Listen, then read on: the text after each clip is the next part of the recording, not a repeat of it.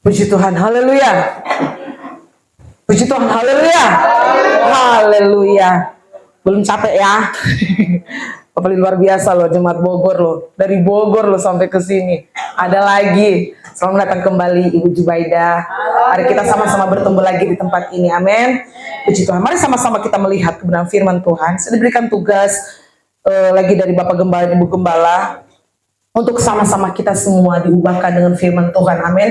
Bukan hanya jemaat saja yang ingin diubahkan, tetapi pemberita pun makanya firman Tuhan itu seperti pedang bermata dua. Jadi bukan hanya untuk jemaat, tetapi untuk sang pemberita juga. Nah, pada saat pagi yang indah ini, kita buka Alkitab kita yang terdapat dalam Kisah Para Rasul. Kisah Para Rasul pasalnya yang keempat.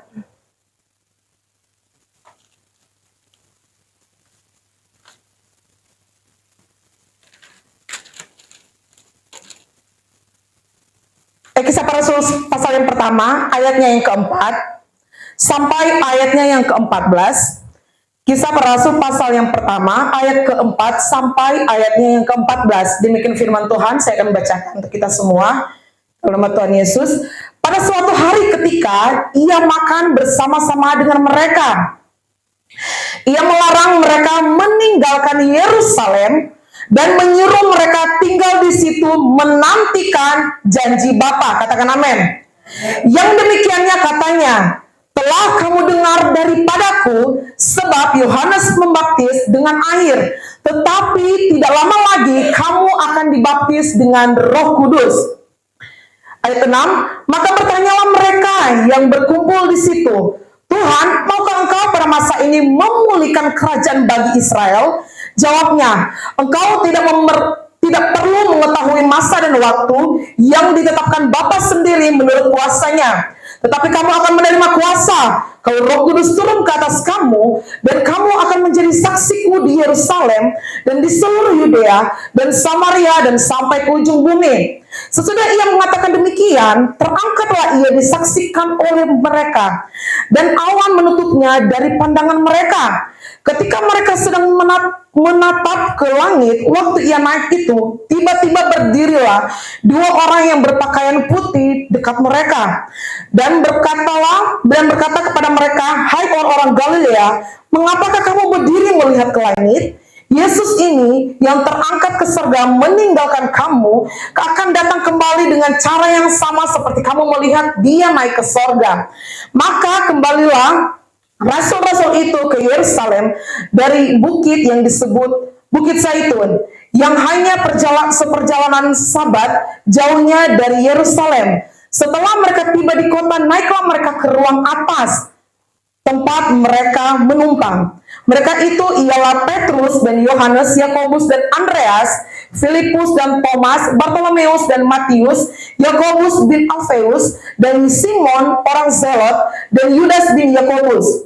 Mereka semua bertekun dengan sehati dalam doa bersama-sama dengan beberapa perempuan serta Maria, ibu Yesus, dan dengan saudara-saudara Yesus. Puji Tuhan, kisah daripada kisah Para Rasul ini adalah kisah daripada Roh Kudus melalui rasul-rasul pada saat itu. Katakan amin.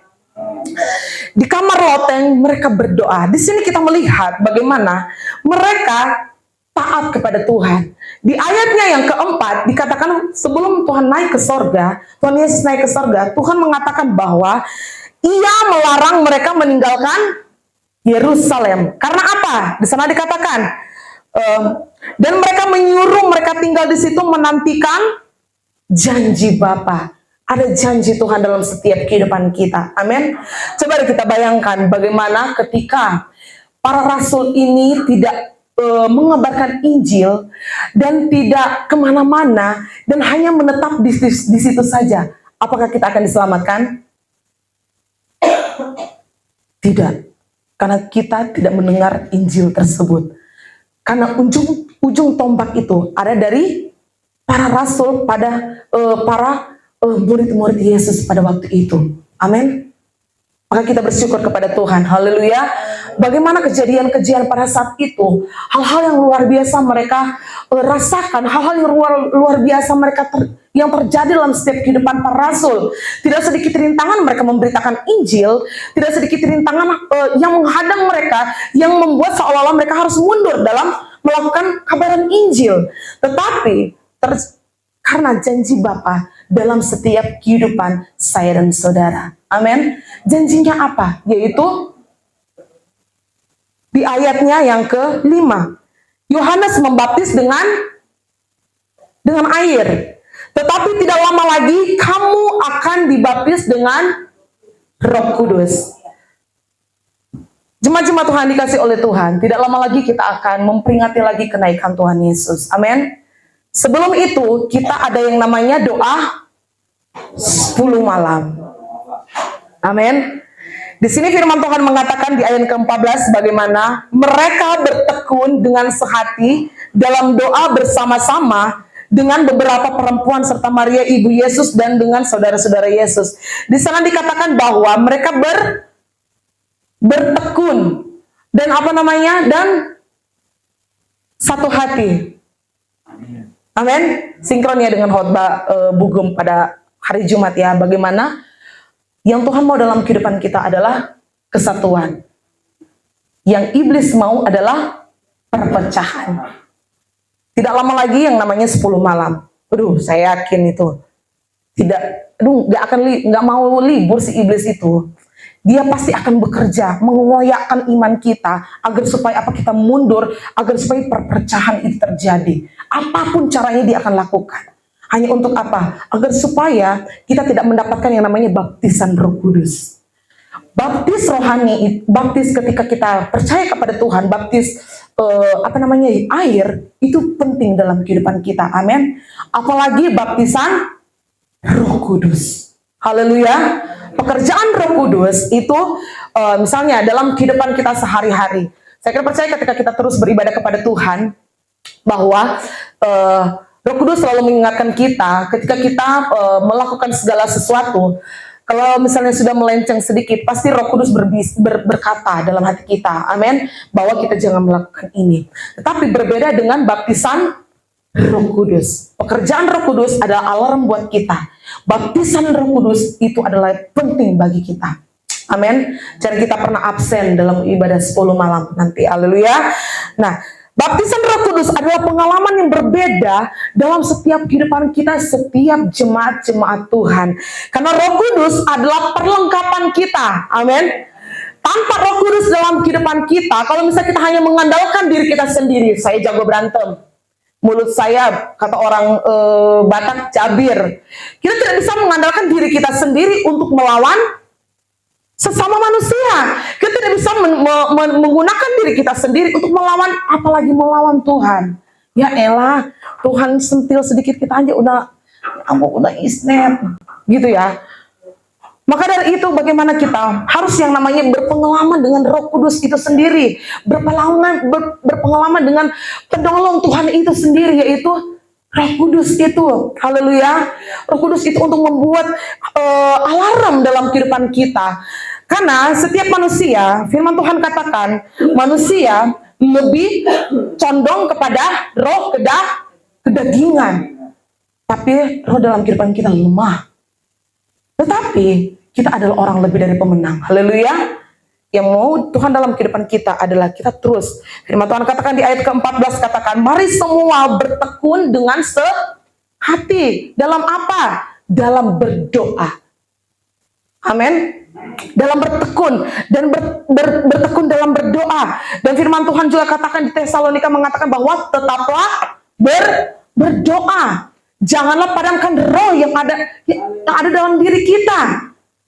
Sampai ketika Raja Daud, ketika dia berbuat dosa dan dia datang minta ampun kepada Tuhan, sampai dia katakan kepada Tuhan apa? Tuhan, jangan ambil rohmu dalam diriku. Kita datang di tempat ini, jangan-jangan tidak ada roh Tuhan lagi dalam kehidupan kita. Maka dari itu, Tuhan mengingatkan lagi, firman Tuhan mengingatkan untuk bagaimana kita terus bertekun dalam berdoa. Amin. Bertekun dalam doa agar supaya apa? Dalam doa kita mendapatkan kekuatan baru, penghiburan daripada Dia yang ada. Haleluya. Karena Tuhan mau apa? Kesatuan dalam setiap kehidupan kita. Iblis tidak suka yang namanya kesatuan. Nah, Kisah Para Rasul ayat 14 ini bertekun untuk sebuah janji yang besar. Ketika kita terus bertekun berdoa kepada Tuhan, saya percaya kita semua di sini mempunyai pergumulan, amin. Mempunyai pergumulan yang berbeda-beda. Mungkin saya mempunyai pergumulan bahwa saya mempunyai pergumulan yang contoh. Saya ingin memiliki sesuatu hal. Ketika kita bertekun dalam doa, saya percaya Tuhan tidak pernah lupa akan doa kita. Amin. Seperti lahirnya Yohanes Pembaptis ya. Bapaknya siapa namanya? Bapak Yohanes Pembaptis, Sakaria dan ibunya Elizabeth. Bagaimana menantikan anak ini? Mereka sangat lama. Mereka sudah berdoa. Saya percaya mereka juga percaya kepada Tuhan karena mereka bertekun dalam doa. Dan banyak lama sekali Tuhan mengabulkan doanya. Tapi mereka berdoa kepada Tuhan. Jadi Tuhan tidak pernah melupakan setiap doa kita. Amin. Mungkin saat ini kita sudah tidak berdoa tentang pergumulan tersebut. Misalnya kita mau contoh kita mau ketika anak kita masih dalam perut, kita berdoa bahwa anak kita nanti kuliah di UI. Wih, keren kan? Anak kita pokoknya di universitas yang wow gitu. Kita berdoa dalam perut. Nah, habis itu kita hanya berdoa mungkin hanya beberapa tahun saja. Sehingga di kemudian hari kita sudah lupa kalau kita pernah berdoa begitu. Dan pada akhirnya Tuhan menjawabnya. Contoh seperti ini, Yohanes Pembaptis ini, kelahiran Yohanes. Bahwasannya orang tuanya sudah seperti, ya kalau punya anak ya mungkin ya udahlah kalau nggak punya gitu ya. Tetapi Tuhan selalu mengingat setiap seruan doa kita. Amin. Setiap seruan doa kita Tuhan selalu mengingat, Tuhan mencatat dan tidak akan melupakan setiap apa yang kita serukan. Maka dari itu firman Tuhan mengingatkan kita lagi untuk kita terus bertekun. Amin.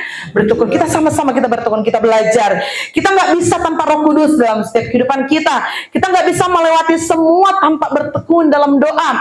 Kita tidak bisa melewati segala sesuatunya pergumulan yang berat yang mungkin kita merasa sudah chaos ini Tuhan.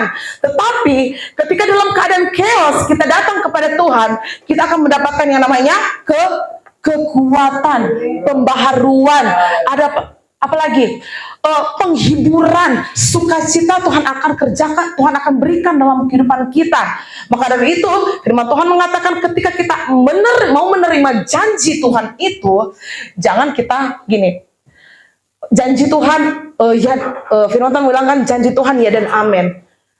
Janji Tuhan kan ya dan amin, ya udahlah, nggak perlu saya berdoa lagi. Tidak juga, semuanya berproses. Amin.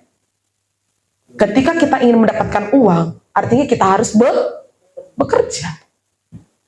Kalau misalnya kita ingin sesuatu, artinya kita harus melakukan sesuatu juga. Ora et labora. Tidak mungkin kita hanya duduk saja, terus itu namanya pengemis. Melainkan kita harus bertekun dalam doa, kita harus bekerja, kita harus melakukan apa yang ada dalam diri kita. Untuk apa? Menyenangkan hati Tuhan, mengetuk hati Tuhan, agar supaya Tuhan selalu melihat bagaimana kita juga ada kerja. Kita juga ada melakukan sesuatu untuk Tuhan. Kita juga ada melakukan segala hal yang bukan hanya mengecewakan hati Tuhan. Sehingga kita semua ini, ada orang benar di dunia ini? Tidak ada. Tetapi yang Tuhan mau dalam kehidupan kita, kerjakanlah sesuatu hal yang Tuhan mau dalam kehidupan kita tanpa berbantah-bantahan. Amin. Haleluya. Bertekunlah dalam doa. Semua kita di sini mempunyai pergumulan masing-masing. Kalau misalnya kita mempunyai pergumulan, kalau misalnya kita bertekun dalam doa, bagaimana Tuhan mau tahu apa seruan kita? Tuhan memang Maha tahu, tapi kita juga harus berdoa. Haleluya. Janji Tuhan ya dan amin. Murid-murid Yesus adalah, seperti saya bilang tadi, mereka adalah ujung tombak. Setelah Yesus naik ke sorga, mereka disuruh ke seluruh dunia untuk memberitakan Injil. Amin. Untuk menyampaikan Injil, untuk menyampaikan kabar baik, untuk menyampaikan sesuatu hal yang untuk keselamatan kita. Mereka tidak memikirkan badani mereka lagi. Mereka masuk penjara, iya. Mereka ditolak juga, iya, jemaat-jemaat Tuhan. Jadi, ketika kita mengiring akan Tuhan, ketika sudah setia dalam Tuhan, kita sudah bertekun dalam doa, jangan pernah, kok begini hidupku? Kita jangan bertanya, karena memang seperti itu. Kita harus memikul salib itu. Tapi, Tuhan memberikan semuanya itu sesuai dengan kemampuan kita. Tidak dengan melebihi kemampuan kita.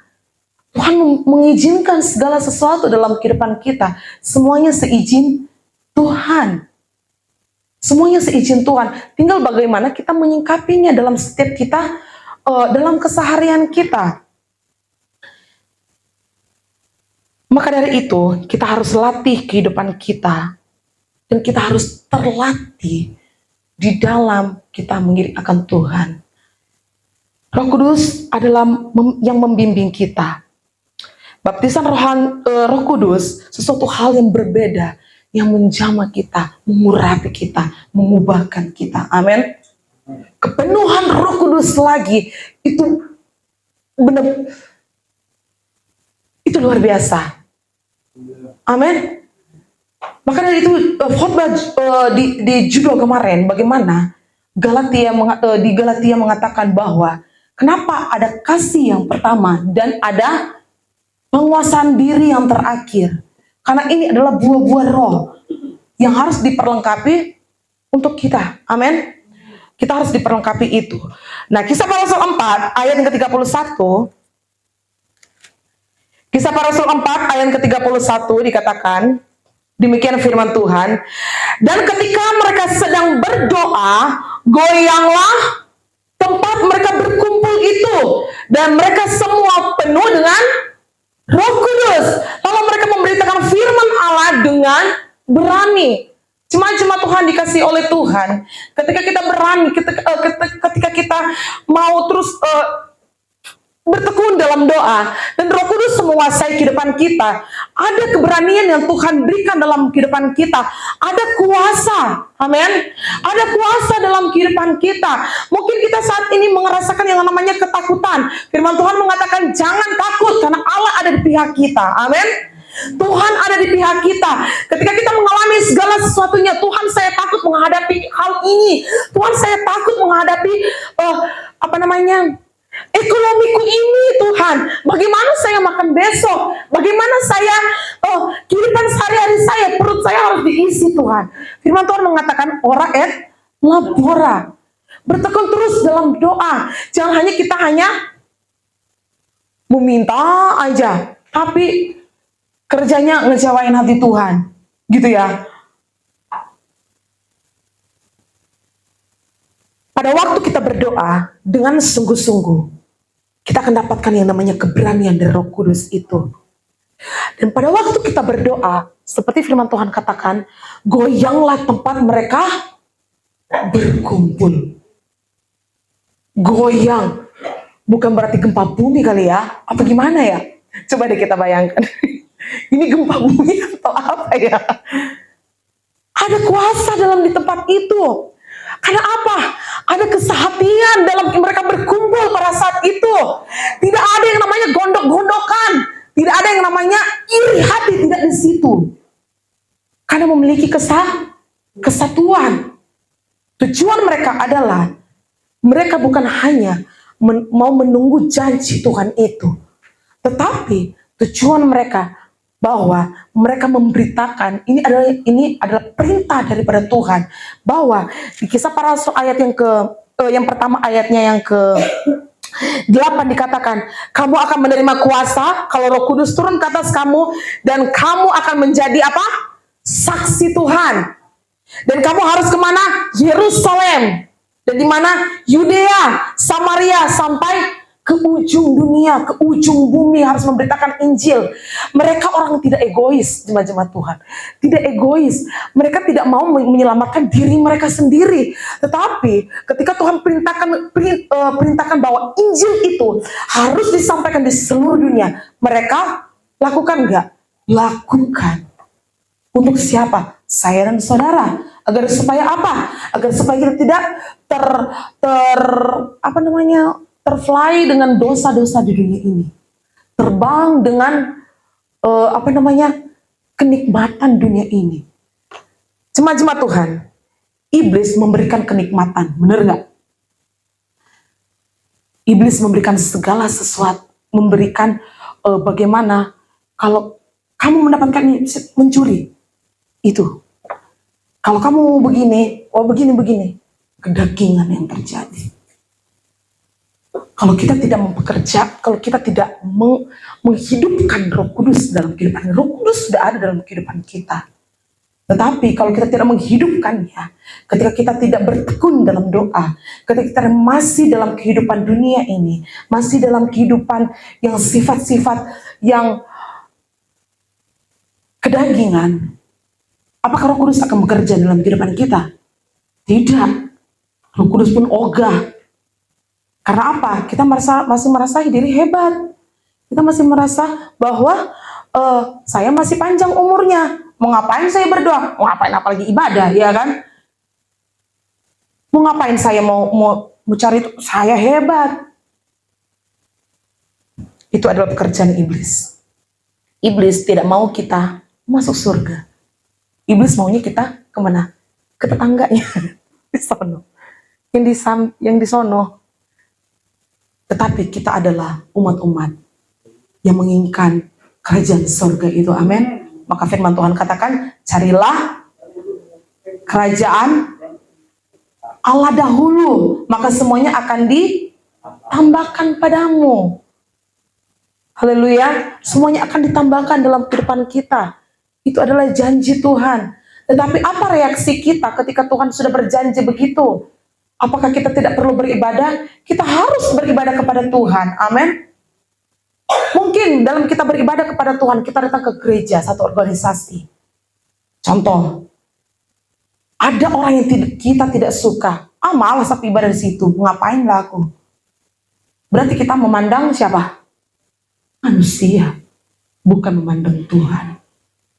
Melainkan firman Tuhan kata kita, orang kita harus menjadi orang yang terlatih agar supaya apa? Kita memandang daripada kerajaan sorga itu sendiri, memandang Tuhan bukan memandang manusia. Manusia bisa mengecewakan kita, amin. Tetapi ketika ada Roh Kudus dalam kehidupan kita, kita harus mampu mengampuni, amin.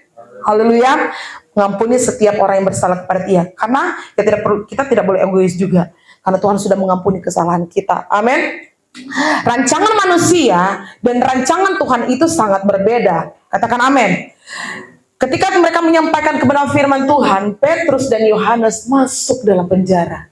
Iblis tidak suka pengabaran Injil itu disebarkan. Petrus dan Yohanes ditangkap pada saat itu karena menyampaikan Injil, karena menyampaikan kebenaran. Dan apa yang mereka lakukan? Mereka tetap berdoa. Mereka tetap, Roh Kudus memberikan mereka keberanian untuk mengatakan bahwa mereka menyampaikan kebenaran firman Tuhan. Mereka taat kepada Tuhan, bukan taat kepada omongan manusia pada saat itu yang ingin tidak boleh kabaran Injil. Mereka tidak bisa taat kepada iblis. Mereka harus taat kepada Tuhan. Tuhan mau bahwa Injil itu harus disampaikan di seluruh bumi. Artinya sekalipun banyak rintangan yang mereka hadapi, mereka harus sampaikan. Dan pada akhirnya apa? Kalau misalnya kita baca di pasal yang keempat, di situ Petrus dan Yohanes di hadapan mahkamah pada saat itu, mahkamah agama lagi. Benar-benar ya. Tetapi Roh Kudus memampukan mereka. Roh Kudus memberikan mereka keberanian. Jadi jemaat-jemaat Tuhan, Roh Kudus akan memberikan kita keberanian, amin. Karena kita akan menerima kuasa. Ketika Roh Kudus turun ke atas kita. Maka dari itu bertekunlah dalam doa. Haleluya.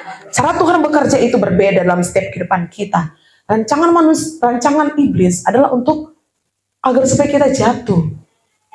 Tetapi rancangan Tuhan di dalam ayatnya yang di pasal yang kedua, ayatnya yang ke-17 dikatakan begini. Akan terjadi pada hari-hari terakhir, demikianlah firman Allah, bahwa aku akan mencurahkan rohku ke atas semua manusia. Maka anak-anakmu laki-laki dan perempuan akan bernubuat, dan teruna-terunamu akan mendapat penglihatan, dan orang-orangmu yang tua akan mendapat mimpi. Kita akan menerima kuasa itu, haleluya. Kita akan menerima bagaimana pekerjaan Roh Kudus dalam setiap kehidupan kita. Karunia-karunia Roh Kudus itu berbeda-beda. Ketika Tuhan menaruh karunia, contoh dalam kehidupan Ibu Imelda untuk mendapatkan namanya penglihatan, akan namanya juga di yang lain mendapatkan yang namanya untuk menafsir. Setiap kita akan ditaruh berbeda-beda yang namanya karunia Roh Kudus. Dan apakah kita akan mendapatkan itu kalau misalnya kita tidak berdoa? Tidak. Kita akan mendapatkan itu kalau misalnya kita tidak namanya ada nama ketekunan dalam kehidupan kita? Tidak. Roh Kudus tidak akan masuk dalam kehidupan orang yang tidak mau berdoa. Roh Kudus tidak akan masuk dalam kehidupan orang yang mementingkan kedagingan. Roh Kudus tidak akan masuk dalam kehidupan orang-orang yang selalu mementingkan kedagingan diri sendiri. Bukan yang namanya pekerjaan Allah itu sendiri. Amin. Maka dari itu setiap kita, mari sama-sama kita melatih diri kita, amin. Melatih diri kita untuk terus bertekun dalam doa, terlatih berdoa. Mari sama-sama juga harus bertobat. Kita katakan dalam kehidupan kita, hai jiwaku, bangunlah. Karena Tuhan tidak lama datang. Ketika kita, setiap kita terus hidup dalam lingkupnya Tuhan, kita akan yang namanya ada yang namanya diangkat. Kita akan aduh Tuhan, itu pasti indah banget itu. Kita akan terangkat, kita akan diangkat oleh Tuhan. Dan bertemu dengan Tuhan di awan-awan permai. Haleluya. Kalau misalnya kita masih, umurku masih, masih muda, aku masih belia, mau ngapain aku ke gereja, mau ngapain aku berdoa, mau ngapain aku begini, nggak perlu, mau ngapain aku dibaptis, apalah itu. Bagi dunia itu tidak penting, tetapi bagi setiap jemaat-jemaat Tuhan itu keharusan. Amin. Menjadi syarat menjadi seorang Kristen, menjadi anak Tuhan, kita harus memberi diri untuk baptis. Maka lahirlah yang namanya Yohanes Pembaptis. Tuh, Bu Jubaida bersuka cita. Amin. Ketika kita berkumpul di tempat ini, haleluya, kita mendapatkan yang namanya sukacita. Gunduk-gundukan itu nggak ada lagi. Haleluya. Amin. Biarlah masa lalu ya masa lalu. Ya, kita semua di sini mempunyai masa lalu. Amin. Tetapi di sini kita adalah orang-orang yang harus mau diubahkan. Puji Tuhan. Rancangan Tuhan seperti saya bilang tadi adalah rancangan Tuhan, adalah rancangan yang terbaik dalam kehidupan kita. Maka dari itu kita harus membangunkan diri kita. Kita harus mau bertobat. Pertobatan itu setiap hari. Haleluya. Pertobatan itu setiap hari. Ketika kita mau ditegur oleh Tuhan, kita mau ditegur agar supaya kita bertobat. Maka dari itu kita jangan merasa bahwa diri kita ini sudah maha benar. Sudah maha betul. Mau ngapain? Betulnya aku kan aku. Jadi sama-sama kita memberi diri kita untuk mau menyalipkan setiap kedagingan itu. Amin. Haleluya. Mari sama-sama kita. Amin. Nah, berapa bulan yang lalu saya mimpi gitu ya. Saya mimpinya begini, karena kami tinggal di gereja. Di mimpi saya itu, saya dikepung oleh orang-orang. Dan orang-orang itu orang-orang di sekitar sini. Tetapi, orang-orang itu tidak bisa menjamah saya. Maksudnya mereka mau kayak mau menyerang saya. Tapi tangan mereka tidak bisa. Yang saya lakukan pada saat itu dalam mimpi adalah, dalam nama Tuhan Yesus, dalam nama Yesus, dalam nama Yesus. Ketika saya menyuarakan di dalam nama Tuhan Yesus, perlahan-lahan orang itu semakin sedikit. Dalam mengumpul, jadi saya kayak di lingkaran. Jadi gimana ya? Saya di tengah-tengah, apa namanya? Dikelilingi. Aduh, bahasa Indonesia saya masih agak. Saya dikelilingi pada saat itu, di mimpi saya saat itu. Tapi saya yang saya kata dalam nama Tuhan Yesus, dalam nama Yesus. Ketika saya menyuarakan dalam nama Tuhan Yesus, perlahan-lahan menghilang, perlahan-lahan berkurang orang yang kelilingi saya pada saat itu, sehingga saya terbangun kayak orang yang nggak bisa napas gitu loh, ketindisan. Terus habis bangun rasa capek banget. Jadi saya bangun, Bung Andre lagi ngorok, saya bangunin lah. Saya langsung cerita lah pada saat itu, karena kayak kenyataan gitu mimpi itu. Maka dari itu, jemaat-jemaat Tuhan, kita harus mengandalkan Tuhan dalam setiap kehidupan kita, amin. Dalam kita mengiraukan Tuhan, jemaat-jemaat Tuhan, iblis itu tidak akan diam. Iblis itu tidak akan membiarkan kita untuk tetap bersekutu di hadapan Tuhan. Apapun caranya dia akan kerjakan. Apapun apapun yang akan dia kerjakan agar supaya kita mundur dalam Tuhan. Dia akan kerjakan segala sesuatu agar supaya apa? Tidak ada damai dalam kehidupan kita. Dia akan kerjakan segala sesuatu untuk biar supaya apa? Perpecahan itu terjadi. Dia akan kerjakan itu agar supaya apa? Kita tidak layak di hadapan Tuhan. Tapi mari sama-sama, ketika kita mengalami, mungkin saat ini kita mengalami, kita adalah orang pemenang. Amin. Saya katakan bahwa kita adalah orang pemenang. Kita adalah orang pemenang. Kita orang yang lebih dari pemenang. Ketika kita meladeni kuasa iblis itu, aduh Tuhan tolong. Jemaat-jemaat Tuhan, iblis tidak suka yang namanya kesatuan. Iblis suka yang namanya apa? Perpecahan.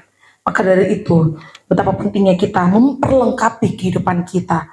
Memperlengkapi kehidupan kita, perlengkapan senjata Allah dalam setiap kehidupan kita. Ketika kita berdoa, iblis itu tidak senang kita bertekun dalam doa. Benar enggak? Tidak senang dia. Iblis itu tidak senang kita setia dalam Tuhan. Iblis itu tidak senang kita melayani Tuhan. Dia maunya apa? Kita mundur. Ketika kita mundur, contoh. Misalnya kita dalam pelayanan di tempat ini, terus kita ada yang menyakiti hati kita mundur. Kita pindah gereja yang baru. Jangan percaya, ketika Tuhan sudah mempercayakan perkara yang kecil, lalu dia pindah di tempat lain, dia tidak akan selesai.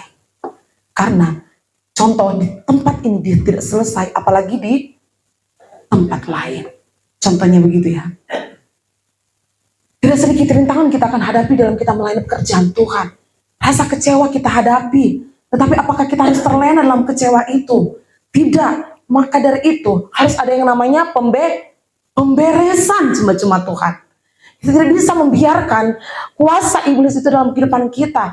Apalagi ada yang namanya acara baptisan. Aduh Tuhan tolong, galau dia. Benar. Terutama dia akan mengacau balaukan setiap pelayan-pelayan yang ada. Dia akan kacau balaukan setiap orang yang berdiri di baptis. Dia akan kacaukan itu. Dia tidak suka yang namanya pertobatan.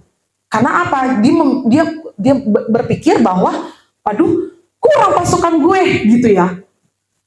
Jadi tinggal kita yang memilih. Kita menjadi pasukan iblis atau tentaranya Kristus, gitu ya. Maka dari itu kita harus tetap terlatih. Haleluya. Efesus pasal yang ke-6, ayatnya yang ke-10.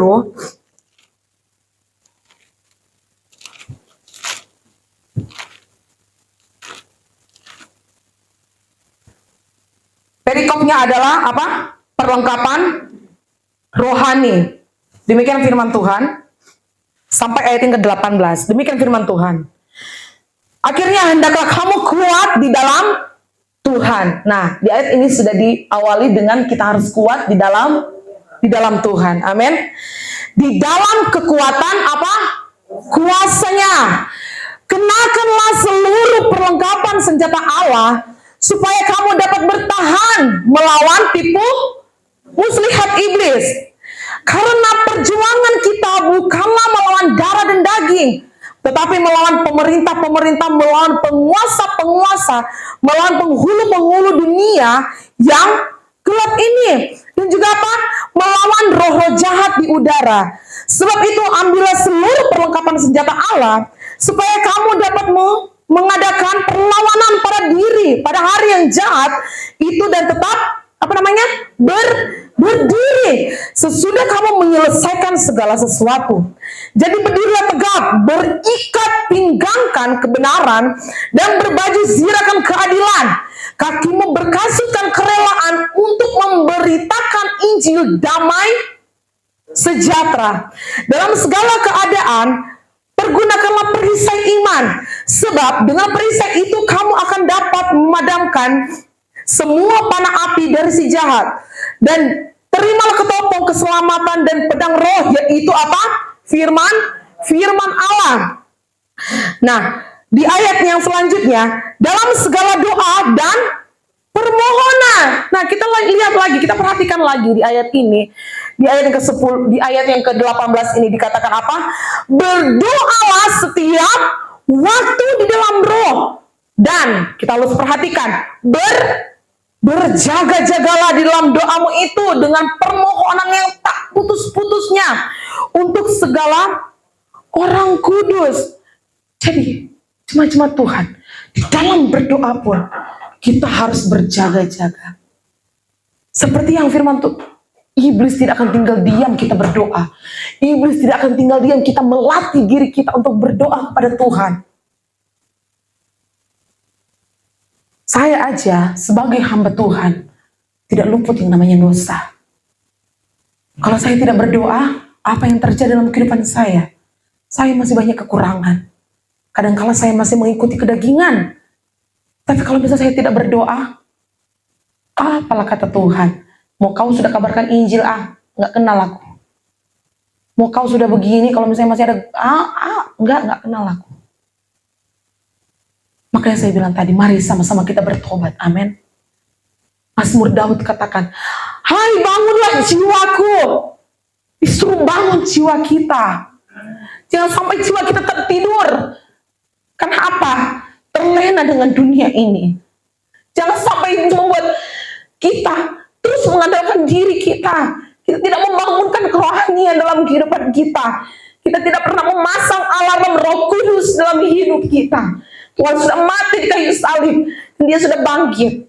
Dan tidak lama lagi kita akan memperingati yang namanya kenaikan Tuhan Yesus Kristus. Dan sebelum itu, kita melakukan yang namanya doa 10 malam. Kita harus tetap bertekun, amin. Bertekun. Karena kalau kita tidak berdoa, ya Tuhan, di manalah kita berada? Di neraka, jemaat Tuhan. Seperti firman Tuhan pada waktu pasca zona 2, pasca MD, dikatakan sekalipun setiap kita sudah menjadi pelayan Tuhan, yang mungkin sudah tiap hari di gereja, yang mungkin sudah tidur di gereja, yang sudah melakukan segala sesuatu yang katanya untuk Tuhan, tetapi dan setiap juga hamba-hamba Tuhan.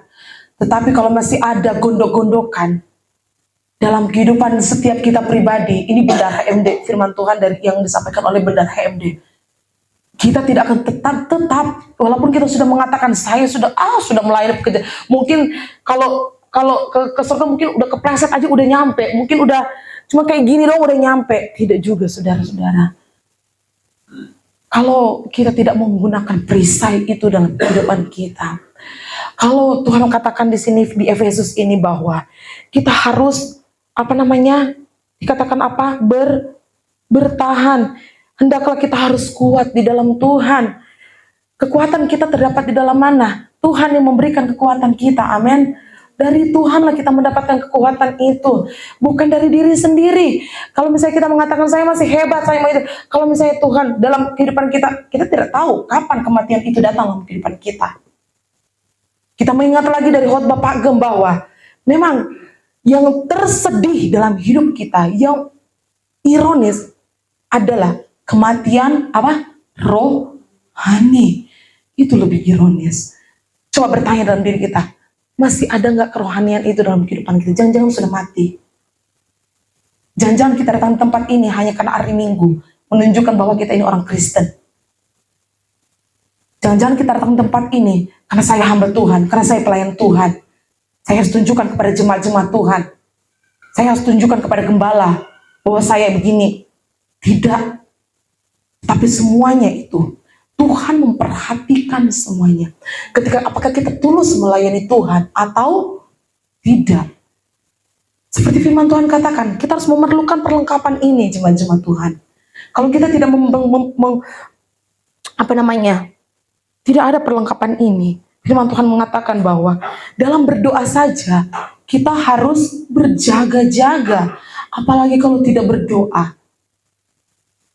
Hendaklah kita menaikkan setiap doa kita tak putus-putusnya.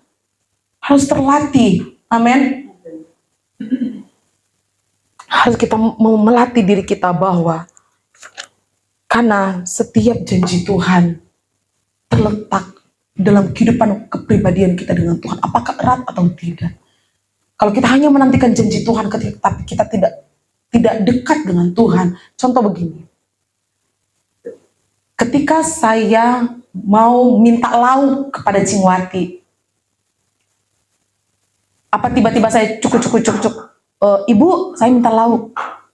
Harus kenal dulu, benar nggak? Terkecuali membeli, gitu ya. Kalau orang kita nggak perlu kita kenal. Tapi kalau misalnya minta lauk lah sama Cingwati, artinya sudah ada yang namanya hubungan. Maka dari itu, kalau misalnya kita bangun hubungan kita dengan Tuhan, amin. Jangan hanya kita membangun hubungan dengan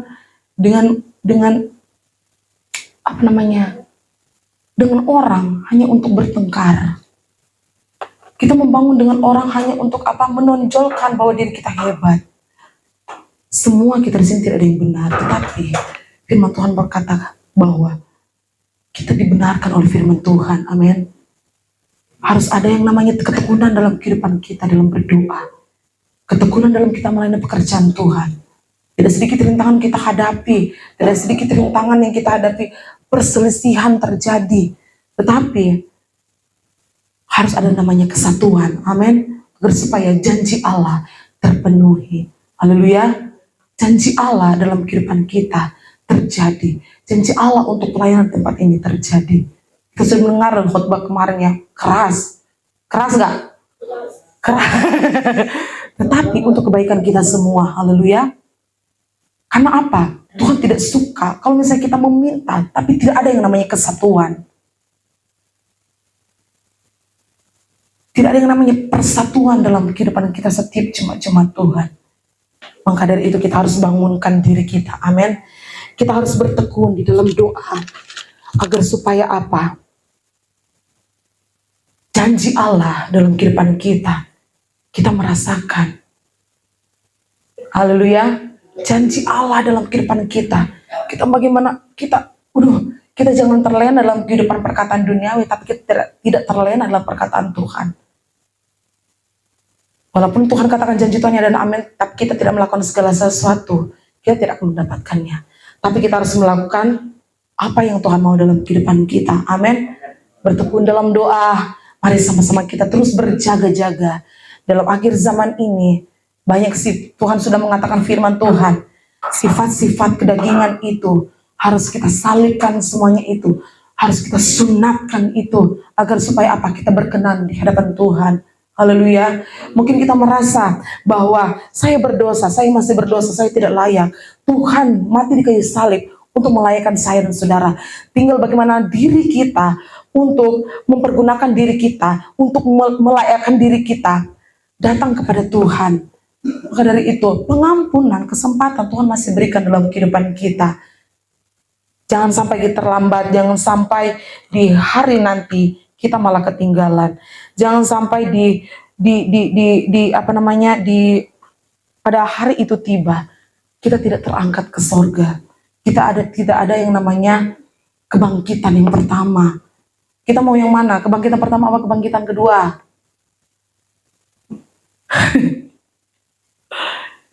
Jangan sampai kita mengalami yang namanya antikristus berkuasa di bumi ini. Amin. Kita adalah orang-orang pilihan Tuhan. Haleluya. Kita adalah orang pilihan Tuhan. Kita akan diubahkan. Maka dari itu kita mau terus diubahkan oleh firman Tuhan. Kita mau terus diperlengkapi. Kita mau terus diperlengkapi oleh kebenaran firman Tuhan. Firman Tuhan mengatakan kita harus ada namanya perlengkapan rohani dalam kehidupan kita. Kalau kita tidak ada, bagaimana kita melawan si iblis? Ketika ada perlengkapan rohani dalam kehidupan kita, kita bisa melawan si iblis. Amar, pekerjaan-pekerjaan iblis kita bisa halaukan dengan perlengkapan senjata itu. Dalam perlengkapan rohani itu, kita dibekali semua. Kita mendapatkan yang namanya keberanian. Kita mendapatkan yang namanya kuasa dalam kehidupan kita. Karena Roh Kudus bekerja dalam kehidupan kita. Amin. Jangan sampai kebangkitan Tuhan Yesus, kematian Tuhan Yesus itu menjadi sia-sia. Itu darah Yesus menjadi sia-sia. Karena apa? Karena kita tidak mau diubahkan. Karena apa? Kita masih mau memandang manusia. Karena kita masih mau memandang dunia ini. Tidak mau memandang yang namanya kerajaan sorga dalam kehidupan kita. Mari sama-sama kita